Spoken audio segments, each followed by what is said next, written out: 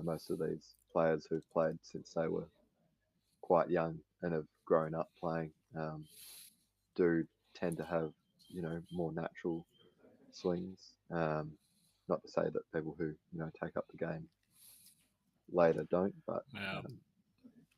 you can pick a lot That of was these a lovely players shot she just played pretty there. much straight away. Beautiful shot.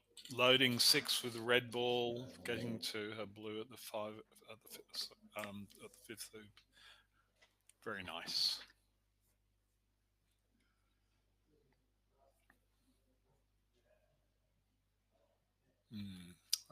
But she wouldn't have wanted that touch on the hoop.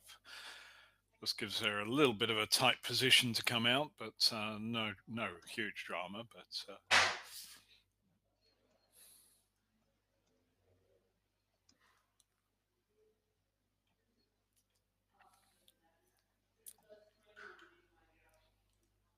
it's always nice. Oh, do you see that do a U-turn there? My goodness.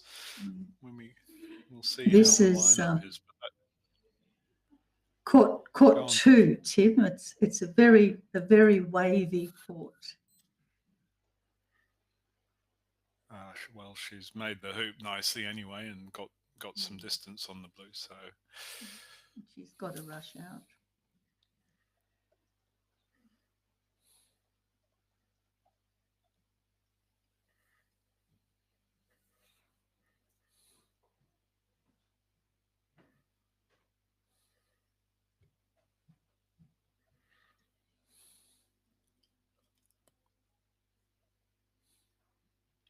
So she's going up to the yellow with the black.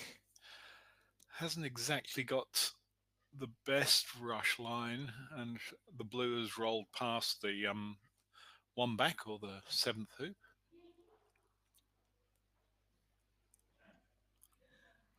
Yes, she's overloaded, overrushed 4 and overloaded 1 back. Just makes it a little bit harder. Yeah, looks as though she's having a bit of trouble with the speed of the lawns at the moment. Yeah, that's right. I actually have to go and play now, so I will leave you, and Trevor's ready to take over. Well, very good luck, Trish. We'll talk to you later. Thank you. Bye. Bye-bye.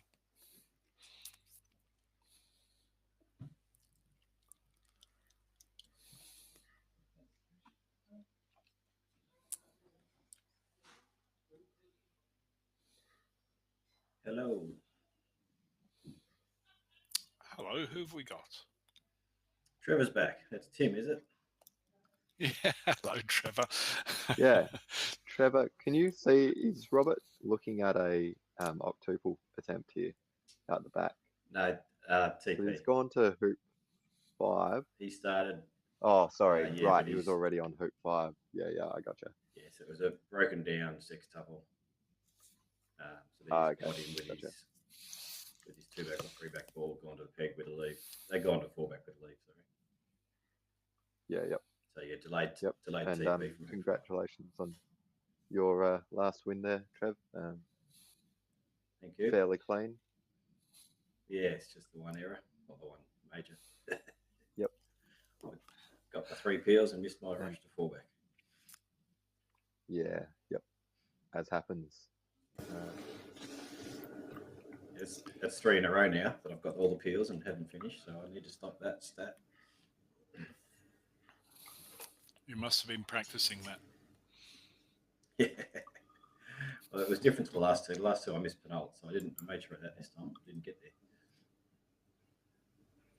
Yeah, you have to bring Claire's playing Claire's game. Yeah, she's playing tidily here. In fact, Trevor, if I'm not being too bold, she reminds me of you with her sort of pre-stroke swing. Have you learnt from the same background? No, definitely not. She grew up in New South Wales. There, so. Where we don't swing at all. Yes, okay. Yeah. So it was actually the state coach at the time was actually her uncle, Gary Odell.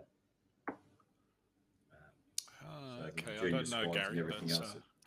Yeah, right. She came through junior squads and whatever else, and she was just saying the other day, she remembers him telling everyone else in the squad, get your hands together, get your hands together. So her and Chloe Aberley, actually, with the bottom hands all over the top hand, there's always nothing on the belt. Because they were scared to get told off. I know, having lived in Bathurst, I know Chloe reasonably well. Chloe and Claire. Can't remember Claire's surname, but the two of them started together.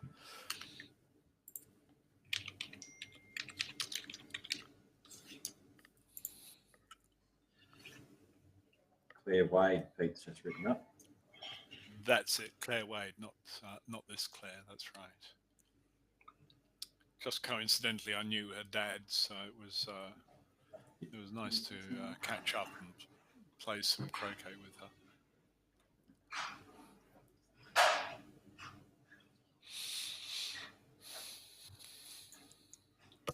Righto. So Claire playing well. I missed her previous result. She's had a couple of wins.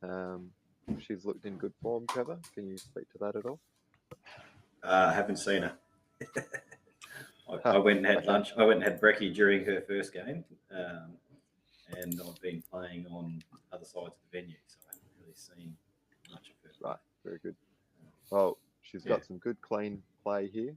Set a leave, and looks to have been able to pick up a break from it without trying to push for a triple or anything. Yeah, it looked like she might have been trying when she was approaching 5, but couldn't get a forward rush, so I held on pretty quick. Yeah, leaving sensibly, I would say.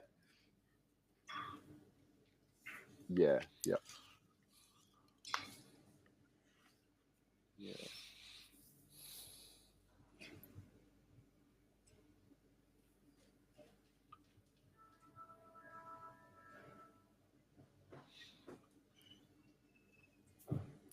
Well, this looks like a dolly rush to the 7th hoop, but maybe not.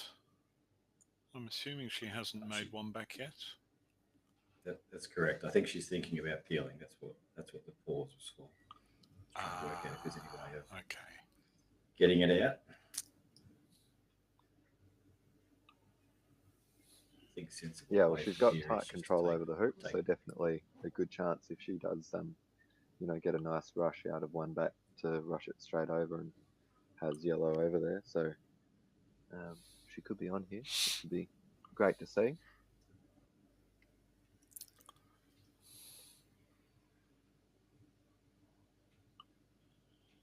How have you found the lawns so far at this venue?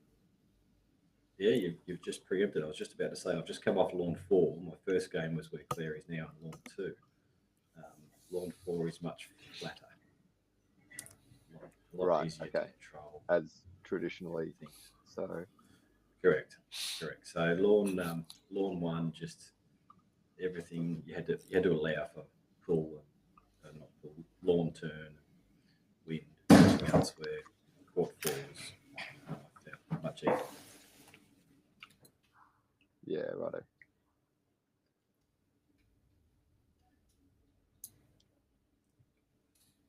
Looks like Roberts left himself a hampered shot after 6 on the top lawn.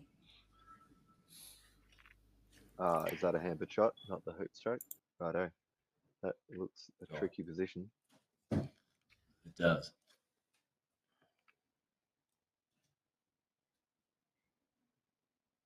Okay, so Claire looks like she's loading 3 back, does she? Or is that going over to 4 back?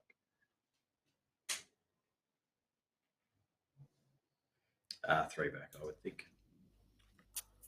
Yeah, righto. Ooh.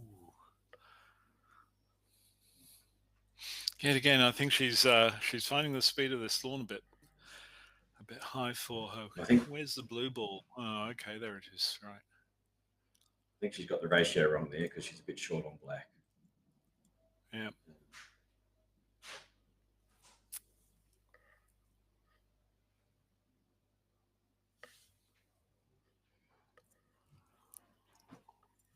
Yeah, that's a good response shot.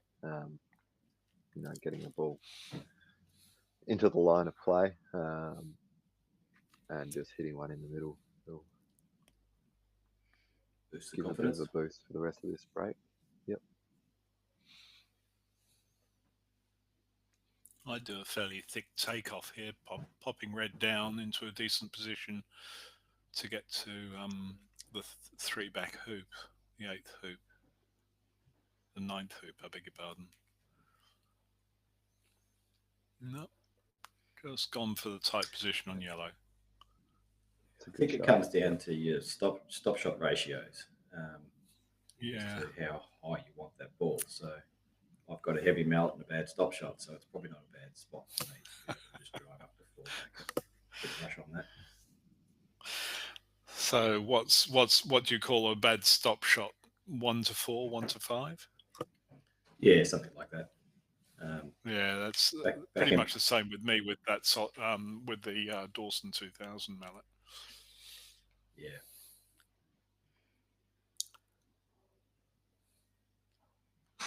Very annoying at times, though, isn't it, Trevor? Not having a good ratio stop shot. Extremely. I find it most problematic when you've got these hills in front of hoops, because to get a forward rush, you've got to approach from 3 feet instead of 1 foot, and there's just more chance of a turn over that sort of distance. So. Yeah. So have you looked at, ever changing to a more modern mallet, Trevor, or is it just been sticking to? I did briefly. When I was up in Queensland a few years ago, I had a look at some other stuff, but my game's heavily based around rolls and big shots because I've always had the big mallet. So it was. I decided against it at the end. I was happy to try anything that would help me croquet better. Yeah. And I'm not saying I'll never go there.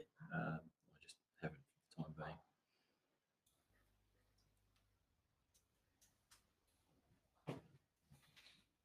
Yeah, righto. Well, Peter and I were talking during your game against Trish about how that, has changed and evolved over the last sort of 15 years of croquet, with carbon fiber mallets becoming a lot more popular and having a lot more weight in the head versus the rest of the mallet, where a mallet such as yours is, more weight in the handle for where the balance point is. So it does make, those shots a bit more different, and you see that in the modern style of play, which is a lot more based around single ball strokes and shots than rolls, when you look at more traditional players such as yourself.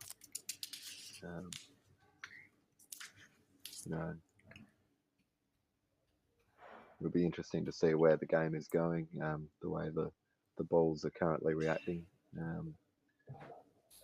Has there been, any talk of how the balls are playing out there on the lawns at the moment? Are they sort of consistent with the Dawsons that we've been seeing over the last few years, or are they, playing a bit more like they used to? I haven't been playing enough to have a consistency point of view myself.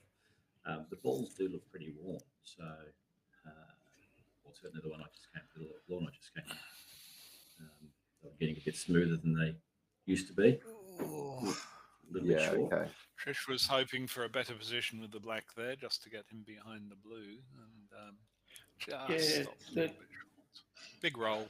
Clear's croquet shot loading 4 back. Well, it got a cruel roll. It certainly got a wicked curl to the left. Yeah. But the ratio again, she came a little bit short on getting to the red ball, and it forced to have to do that shot down. So there's a couple of croquet shots there with a back ball. Yeah, I haven't left. I'm sorry. I've just been sitting here watching. It was easier not to move. Good on you. But yeah, just the conversation about the croquet balls, a little bit different. It's a couple of croquet shots that Claire's usually more on the money, and both of them come out a little bit different. Yeah, both of them would have had some. By the way, both of those shots, Pete, would have been around awkward hills as well. So the takeoff down to blue just now, it does fall off quite sharply there. So she would have been a bit nervous about going off. Yeah, I know. It was more the shot loading 4 back, trying to get a rush onto the red ball, down to the blue ball. So the red was sitting on the ridge at that point in time. So trying to keep it. Sorry, a hill there as well to get past. Yeah. Okay, so Claire just missed that that shot on the red with the black, and unfortunately has in fact come off on the bulk line, off the border, and Andrew therefore presumably has a lift with a ball actually on the bulk line. So a bit of a crisis there for Claire, but. Yep, and Andrew's on the lawn. He's picked up one of his balls straight away. Looks as though he's walking down to start a rather straightforward rush to the first hoop. Very unfortunate that missed shot. Yeah, he might actually go rather than going to the first hoop. Come and try and he's get going a up load behind the other ball. Yeah. Yep. Get a bit of a lay break. Yeah, sensible play.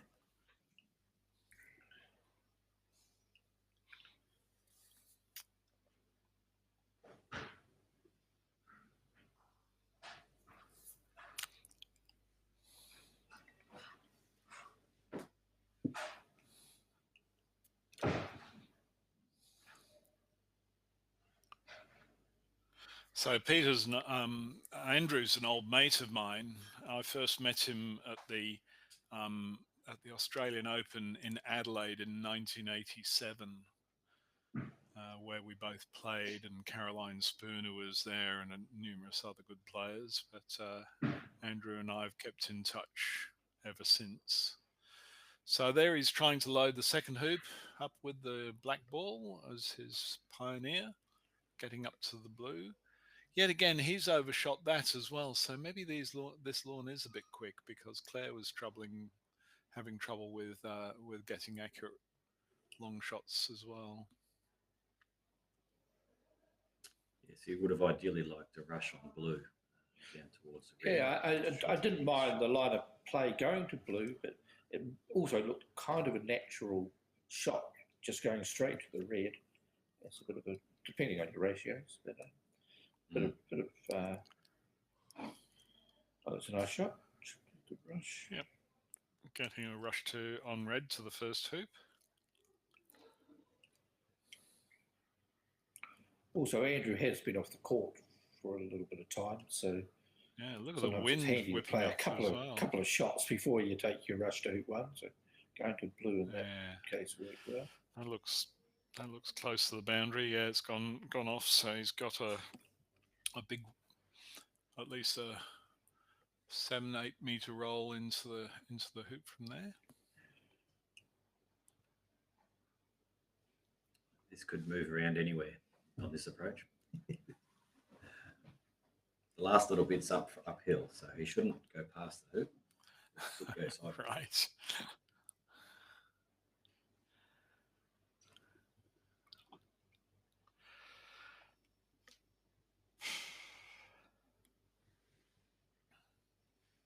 I'm not sure if they tightened it up, but the saving grace is I felt this hoop one was the widest hoop on this court. So as long as you get within shooting distance, good chance. Well, he's done that pretty good. It looks about 1.5 meters from the hoop. But that wind, a bit tricky.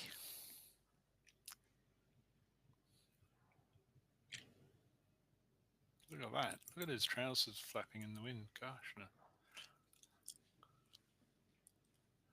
Yes, there you go. That's a shame. Missed the hoop.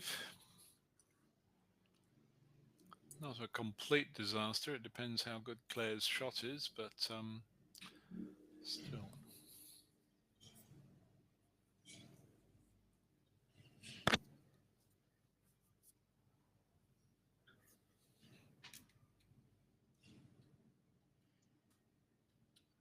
long shots on this lawn can do with lots of things as well with the hills.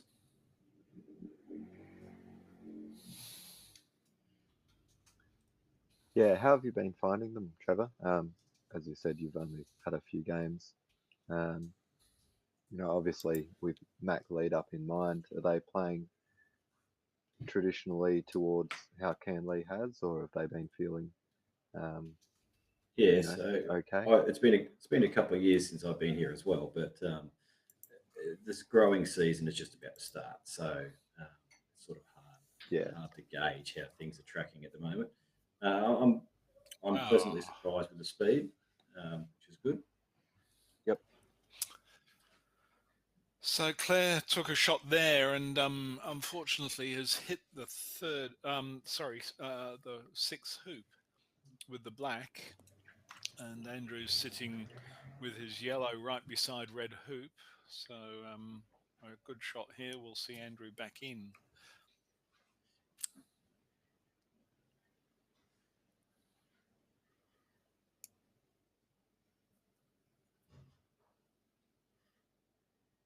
Oof. Well, he's missed that one too. That's a shame. It looks like he's gone softish at it to not pop it to the boundary, and so been a bit of an in and out play at the moment until somebody actually manages to get the balls together.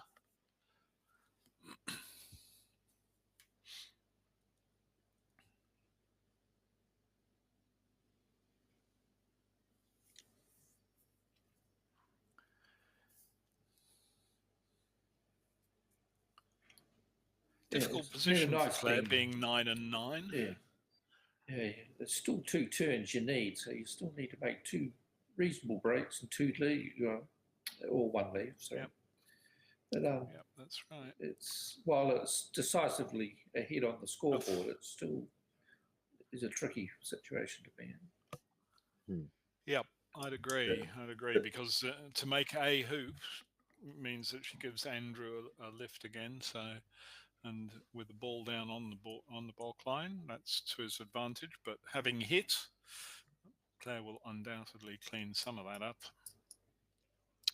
She'll be keen to at least get this ball round to the peg if she can. The main benefit of having 2 clips on 10 or 4 back is you don't care which ball you play; they both have to do the same work. True.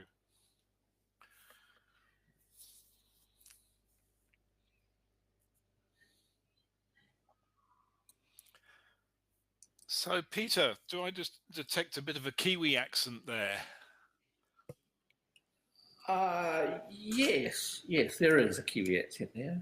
Might have gone. I'm not sure, but now and then, some people pick up on it. I can hear it a little bit. Where are you from originally? You're from New Zealand? Yes. Yeah. South Island. Did you first start play in New Zealand? Yep. I played in New Zealand a fair bit. I played longer in Australia, but I did play for a while in New Zealand. Right. Okay. Best part of my life was travelling around the South Island. It's the first time I met Trevor when he came over to New Zealand to play in an event with Ian Bassett. I was just about to say that's where I first met Pete, New Zealand Open. Yeah. And my recollection is where were we? Pete Wanganui? Was it Wanganui? Yes. Yep. And my recollection is you were playing amazing and TPOing everybody. It's the most TPOs I'd seen in a period. It's great to watch. Yeah, I covered it. Yeah, it was. I don't know if you remember the ball hunt, the big hill on the edge of the lawns there at Wanganui, Trevor, and we lost a ball. And correct. And I think Jeff Young just looked at it and thought, I'm not going there. And he offered $20 or whatever to any player who found the ball. So there was a mad scramble of players hunting this ball out. It was found. It was the next day, but it was found. And the main reason they were keen to find it was it was the last lot of barlows. I think it was at the time, or Jake's, whatever they were using. It was the last lot because the factory had burnt it. So they were keen to keep as many sets as they could. So I got banished to the other end of the venue because I think I was threatening the hill quite a lot. Oh, were you the culprit? Did you put it over the boundary? Did you? If I wasn't the one that lost the ball, I certainly put a few others into the fence. So, Over that hill, yeah. No, this was a steep incline. This was a big hill. And it was stuck. It was stuck halfway up in the weeds or the climbers that they had there. So, fortunately, it was a yellow ball, so it was yellow, so it did stand out, but it was very hard to find. Classic. Well, just going back to the South Island of New Zealand, I worked in both Twizel and Motueka and loved it. Absolutely fabulous parts of the world. Righto, so Claire's just had lots of forward. Looks quite good. Oh, it's a great shot. That's a lovely, lovely approach. Yeah. Don't have to worry about any control here. Just run to the boundary. Yeah, just pop it through. That's right. Just one more thing on that Wanganui tournament. Did you have a different mallet? Did you have like a little grey, like a little baked bean can on the end of a thing, but it was grey? It was all like a plasticky type. Yeah, correct. It was solid PVC. And, what? Actually, I vaguely remember a mallet that looked like that. Yes. And it looked like only like 8 or 9 inches long, the head. Yeah, correct. It was. Yeah. Yeah. My current mallet's only about an inch longer, so. Okay. And is that still about? Do you still own the mallet? I do still own the mallet, yes. Unfortunately, cool. There was a knot at hoop height, like a wood knot at hoop height on the handle, so it eventually got a crack in it. During a nationals, as it turned out, and we put some super glue in there, and it sort of held it together for a little bit, but it came loose again. So I had to upgrade. But the mallet is still at home. Good memories. Good memories. Yeah. So, you've done. Sorry, Claire, we're missing your play. Yes, that's right. Yeah. So Claire's managed to make the 10th hoop, and therefore obviously conceded a lift with black. I'm at a loss as to whether or not she's got a pioneer at the 11th hoop, but it's a little bit wide. But here it is. Yes, the red. Okay. It's a good shot. Oh, did it get there? Yeah. It might go to blue.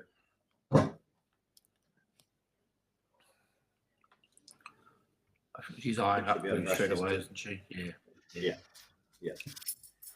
So Trevor, while we've got you on call, I've a number of times noticed the care with which you first of all inspect the playing ball before placing it carefully behind your ball that you're about to take croquet from. Are you shall we say sensitive to the knurling on the balls when you're actually placing them together? It goes back to my coaching days. Back when we first started, we were playing with the old Dawson Mark IIs or something back then, which had a lot harsher knurling. And my coach advised me that it probably makes no difference whatsoever, but in case it does, make sure it's to your advantage. So I always place the Dawson spot against the croquet ball. That is a cracking sorry, I was shot. just watching that black It's ball a great roll shot, down the boundary there. It was. Yeah. You have to have good knowledge of that east boundary at Kearney. That's a great shot. Yeah. So that, interesting, because I was watching the match this morning and recollected watching you from Rich River just recently as well, and the care with which you place your playing ball is noticeable. So yes. So back in the day, we used to try and hide the fact, but most people know about it nowadays, so I don't bother. I just pick it up, who go around, cares and as well? yeah, it's more of a habit now. I've been doing it for so long. Yep. Like I said, And whether of it has course, any you effect can't or do not, I anything. have no idea. You can't do anything with rotating the other ball, and in fact, that's actually dealt with in the rules of croquet, association croquet. You're not allowed to reposition that croquet ball. Yeah, it's a handy habit to do for peeling, though, Trevor, if there is anything going to, you know. Yeah, correct. Give you too much pull. You want it consistent. Yeah. One ball of the flat spot. Yeah. Yeah. Good. Yeah. So Claire's got a decent position on the penult hoop now, though it's a little bit angly, but she's worked her lawn very well to get to this position. Lovely. Shot. So tough return roquet for Claire here, but she's done well to actually get to position on the hoop. You know, played a couple of really good croquet strokes in a row. She's closer to the yellow, as we can see here. There anyway. you go. Yeah. Yellow's come into screen, and that's her it's ball quite for close, Reither. so good chance of finishing this break off. Nice having red out quite a long way on the boundary. It gives her a chance to scrape together a sort of reverse OSL, which, you know, is never the ideal leave in this situation. But as far Come as on, Trevor, explain an OSL to us. Are you suggesting I do these lots of times, or? An OSL is traditionally. Oh, hang on a minute. Let's explain what's just happened. So Claire's not made the rover hoop and possibly left herself in a vulnerable position. It certainly looks as though the yellow might have a shot. So let's wait and see what Andrew gets up to here. Looks as though he's happy with the shot. Yeah, it looks as though it's reasonably open. What a shame. That was looking very nice for Claire there.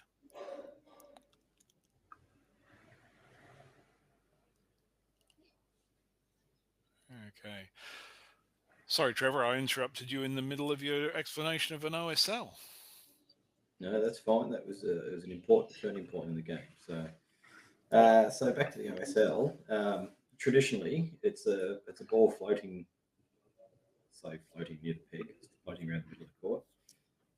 Another one sort of loosely out towards the hoop 2 boundary, the west boundary. In this case, it would have been Edward said a reverse OSL, so it would have been sort of floating around the hoop 4 or the east boundary. And your partner goes off to the opposite corner, so either corner 2 or corner 4. So the one that Claire was going to do that, she would have been off in corner 2. The downside being that you leave a 13-yard lift shot. Looks like a great rush from Andrew. Yep. That was a nice rush of blue down to the first hoop. And he's got black up at the second hoop as well already. So yeah, the downside is you leave a 13-yard lift shot. The upside is if they miss, you've got all the balls. Yeah. And you're just trying to make sure that there's nothing shorter than 13 yards from anywhere.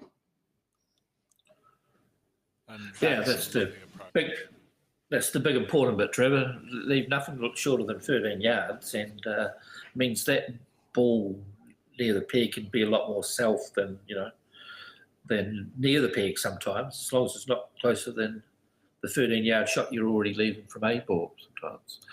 And it takes that shot away from the player that likes shooting through the middle of the court from B ball.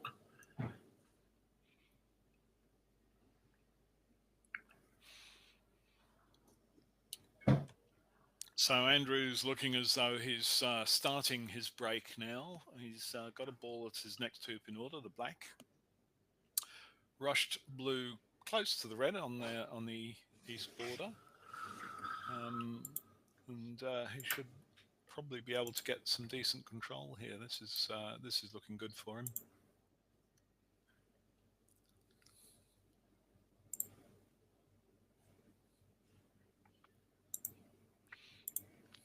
Yeah, it was actually quite a good rush out of hoop 1. You know, where he is, you never really want to be taking off onto that boundary, you know, to try and get behind the ball, but being only 2 or 3 yards away, he was in quite a good position to do so. So, good chance to get a few hoops on the board here, against, you know, Claire, who is quite a tough opponent, and in tough conditions. So it'd be good for Andrew to, you know, get a break and get a lead, get some time on the court, and then have a crack at winning the game. But currently, if I'm Andrew, I'm just trying to get a few hoops under my belt and get the speed of the lawns back, because it's been quite a while sitting down watching Claire. So that was a nice rush of the red. Firstly, got a good position behind the red on the other border, on the east border. Rushed it off the west border, so he's given himself enough air to send red to the third hoop while getting position on his pioneer at the second hoop. Like the play. Now, Edward, question for you. Is there ever a scenario where, once this break gets established, that you would consider pegging black out? There's a lot of scenarios. It probably depends on how I'm playing, though. You know, you're then giving contact, and oppos on, you know, 4-back. So if they get a good roll to 4-back out of something, you know, you can only really leave a ball, the closest ball they're going to have to 4-backs, either in corner 2 or corner 4.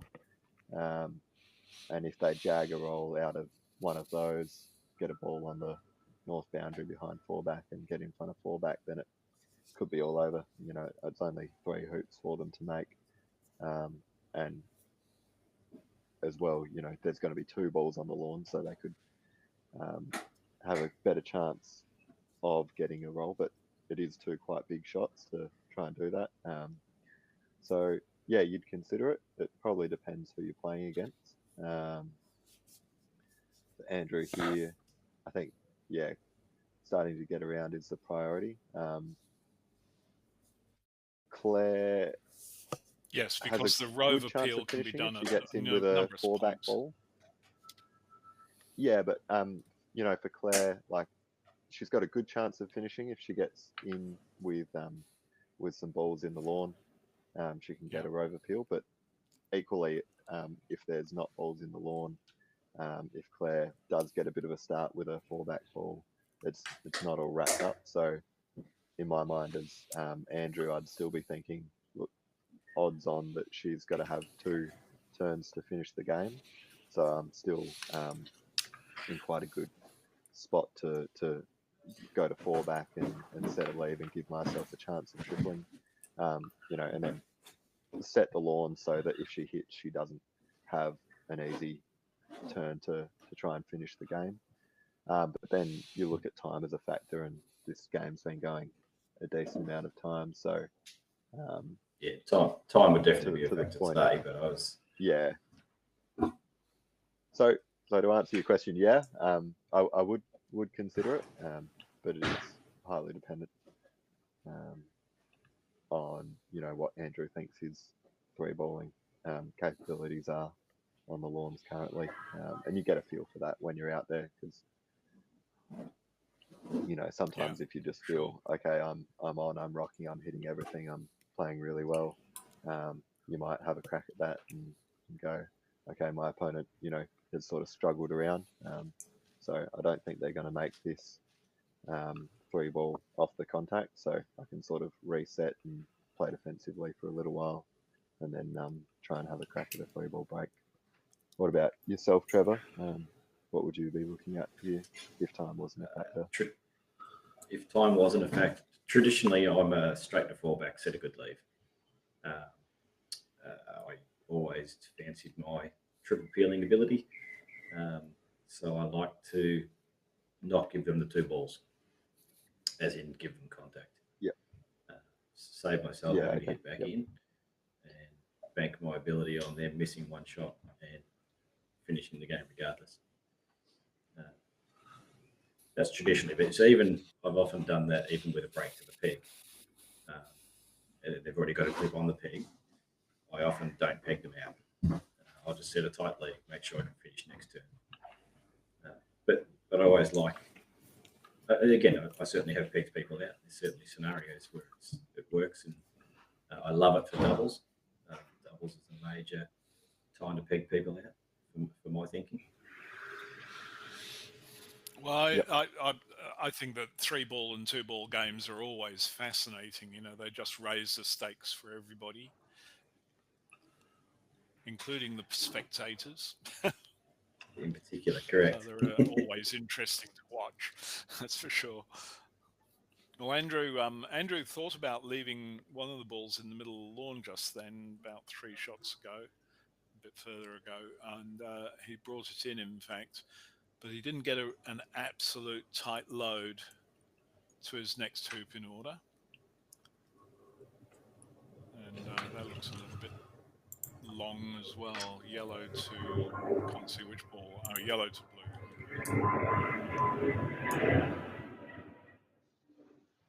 Who's got the aerodrome near them?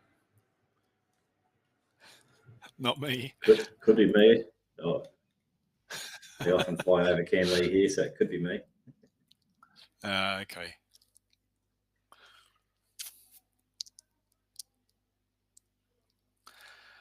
So Andrew's doing reasonable here. He's certainly got a good position to get to the 4th hoop using the black.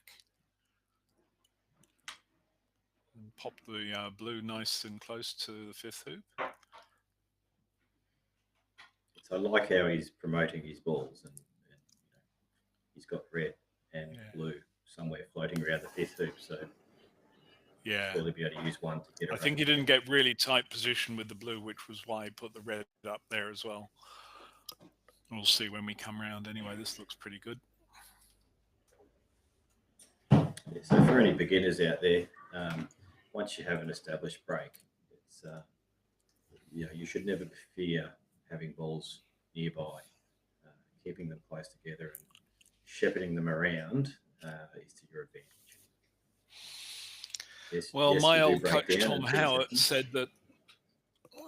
Tom Howard used to say putting any ball outside the rectangles set by hoop 1, 2, 3, and 4 is a waste of time.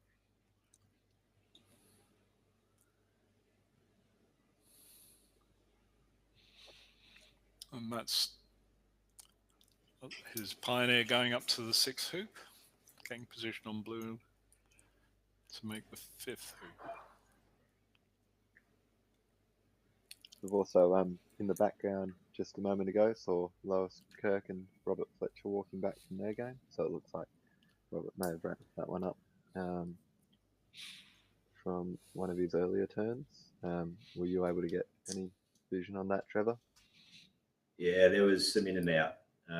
He missed that hampered shot after 6. Lois was in and making a few hoops at a certain point in time, and I'm not sure where she finished up, but she did have a bit of court time, so I don't think it was a 2-turn finish or anything. He may have still got a triple. I'm not sure where the balls were. There was some interaction. Yeah, okay. And so Andrew is looking as Andrew's looking as though he's getting nice tight control now, which is lovely to see.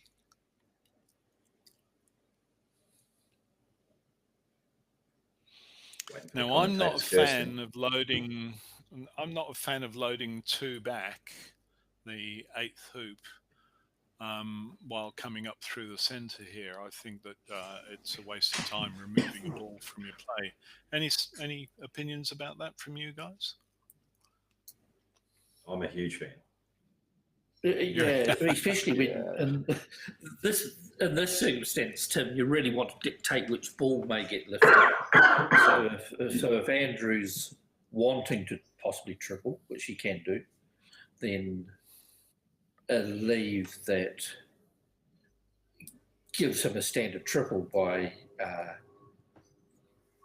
thinking Claire will pick up the ball that's on 4-back, she may not, is valuable. So, and the best way to set that is dropping the ball out after 5. So that certain it is a good line play. Ooh. See, put the blue into actually into the jaws of the hoop there. That might cause a bit of issues further up.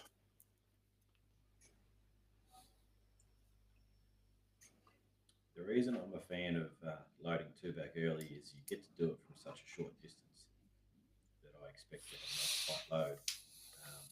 I've already got a good load. So the shot, short. Shot coming out of 1-back is made much with greater facility. Yeah.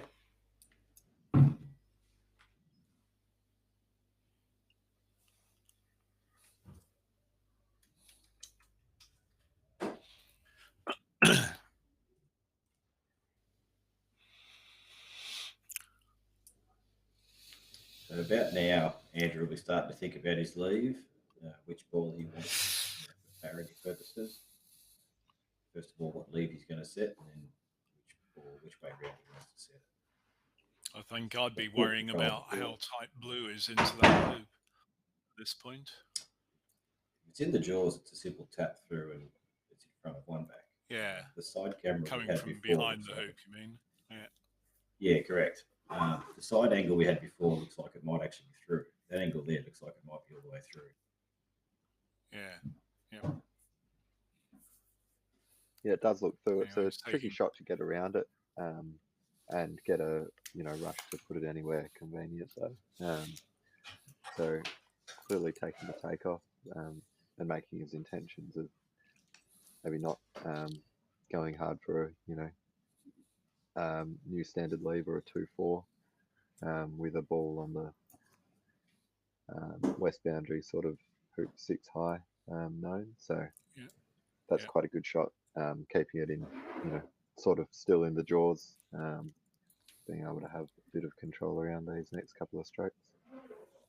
Yeah. It's been a really nice tight break here. He hasn't seemed to be affected by too much of the lawn's, changeability with pace or hills. Everything's been, fairly smooth. As you said, Trevor, the way he just promotes his balls nicely is really nice. Good croquet to watch. Unless you're the opponent.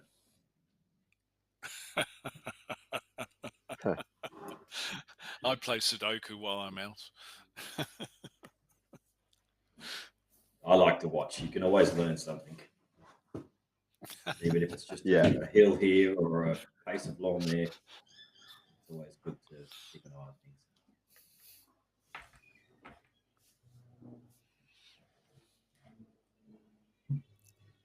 I used to get terribly wound up as the out player, and that's why like a few diversionary tactics come in helpful.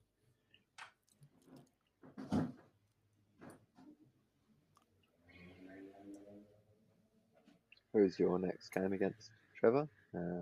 Or are you done for the day? No, I got one more. I think it's Josh Wilson. I've got to play this afternoon. Lachlan. Righto. It looks nice with black, but a bit short with the red there, and the wrong side of the red as well. He'd really like to be coming back into the hoop, but good.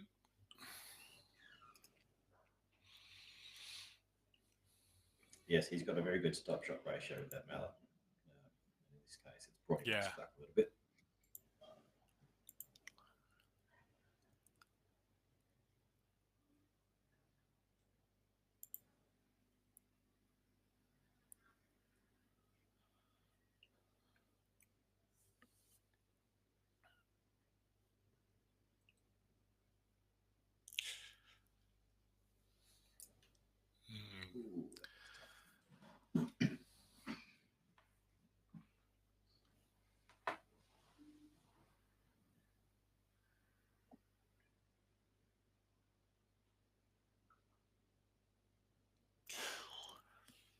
Okay. That's a That's bit a of a shame. gift It was a for nice Claire, I break. suspect. Yeah.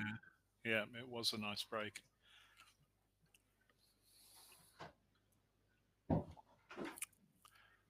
They're hard, those shots, 2-3 meters out from the side, coming across the hoop.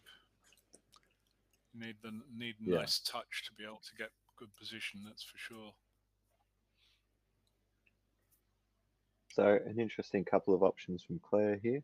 She can play either ball. Looks like the shortest shot will be at partner from where they currently lie. And the best chance of getting a break probably looks like blue onto black, sending black to penalt and getting onto those two. But either way would be quite straightforward. Obviously, those two balls are closer to Rover, so she could take a Rover ball. Which ball is What for about well, Rover and she's got a fallback, lift. if you can So, see.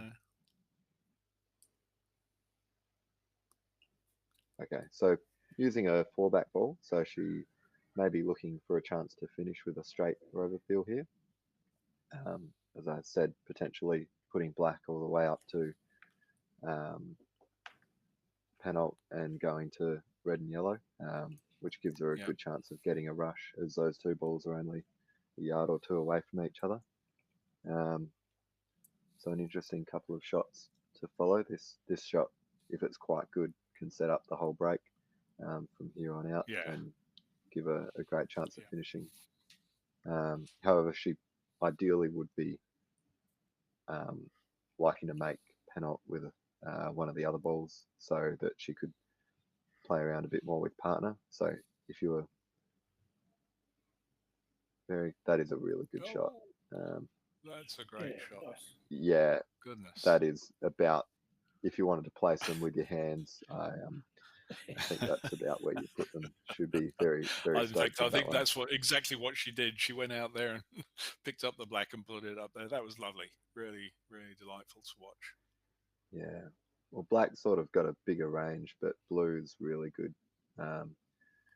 She may not have had the room to get it to the boundary, but at least she's under control. So by getting it to the boundary, she may have attempted to try and put that up to penalt as well, and then get the opportunity to put black down towards Rover beforehand. But as far as it stands, she's all over that red ball and can set herself yellow a rush to Rover a lot and easier. red and rush. Yeah, that's right.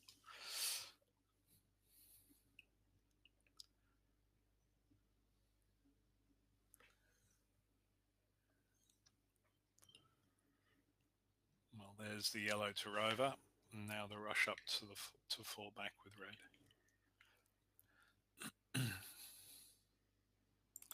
Ooh.